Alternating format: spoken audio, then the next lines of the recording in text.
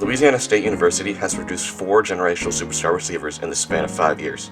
I claimed them as wide receiver university at the beginning of the season, and now that the season has ended, it is stamped and set in stone.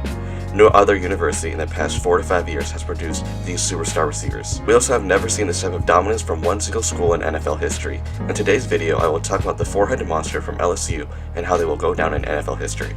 Let's start with the head of the snake with the best receiver in the entire league, with Justin Jefferson. What else is there to say about Jettis? Not only is he the best receiver in the league, but he continues to be on track to be one of the greatest of all time. Even in a season where the Vikings QB situation looked a little messy at the beginning of the year, he continues to dominate, making his 4th Pro Bowl and his 2nd first-team All-Pro. Another dominant 100-plus reception and 1,500-yard season, breaking even more records on the way there. He has been QB-proof his entire career, and there is no one in the league or defensive scheme that has been shown and proven to slow him down. He always finds himself open for big chunk plays, while also having some of the best hands in the entire league. Despite the weapons and coaching talent on the Vikings, Justin Jefferson is the system for Minnesota.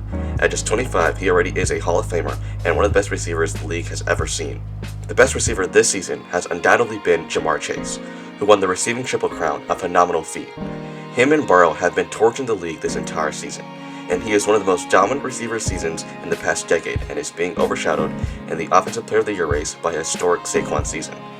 It's crazy to see how Chase could win the Triple Crown and not get Offensive Player of the Year. He is on his way to his 4th straight Pro Bowl and a first-team All-Pro selection.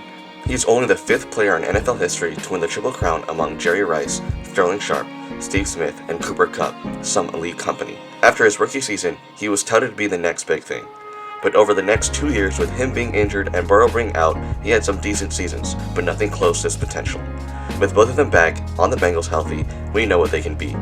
Chase might be one of the best deep threats in the league and one of the best receivers after the catch as well. To win the Triple Crown at just 24 is ridiculous, and he's on track to become a Hall of Famer as well. Him and Burrow will go down as one of the best receiver QB duos the sport of football has ever seen. The Giants have had a completely dumpster fire season. Their QB situation is the worst in the league. They have no future at a lot of positions and have no young superstars to look forward to, except for Dexter Lawrence and Malik Nabers. Nabers, despite missing 2 games, had 109 catches and a 1,200-yard season. He has been the only source of offense for the Giants and has taken on the mantle of the next New York sports superstar.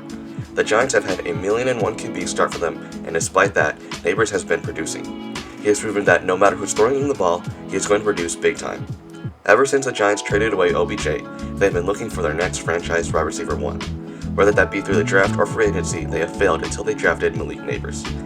Nabers is the successor to OBJ, and he will surpass him. Give him a real quarterback and watch how he becomes a top 5 receiver in year 2. Similar to Jettis, he will become the offense for the Giants no matter what weapons are around him or who is throwing him the ball. He already is one of the most electrifying receivers to watch in the NFL. When talking about dumpster fires, the Jaguars might be the biggest in the entire league. No team outside of the Jets has let down their fans this much. The only bright spot this team has been Brian Thomas Jr.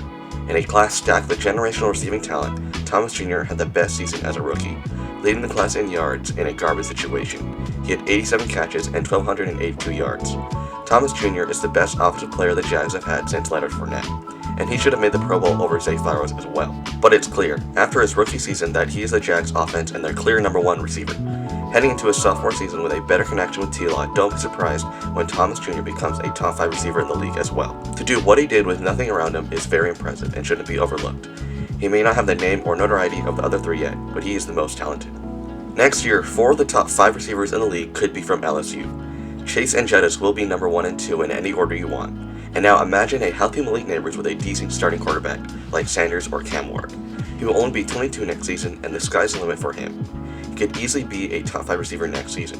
And now Brian Thomas Jr., coming off the best receiving rookie season this year with a dumpster fire team, has the most potential of them all. Not only is he blazing fast and 6'3", but he is just 22 as well. If the Jaguars can be a somewhat decent organization with better structure, Thomas Jr. will be a top 5 receiver very soon.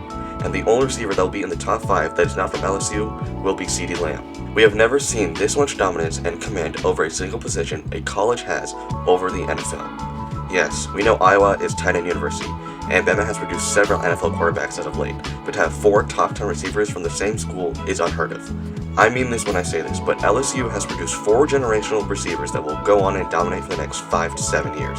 With all four of them being under 26, the league is truly in trouble. It may be early, especially for these rookies, but they are all going to be franchise legends and Hall of Famers one day. In a league where the receiving talent seems to get better and better each year, LSU has topped them all. 4 Hall of Famers from one school in the span of 5 years is truly sports history. They will produce 2 of the best college receiving duos of all time when it's all said and done. The only university that is the same atmosphere to what LSU is doing right now has been Ohio State University.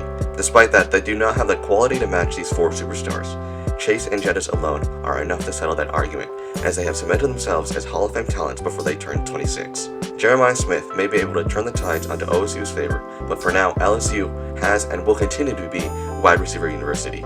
Be ready for next year when these are the 4 best receivers in the league.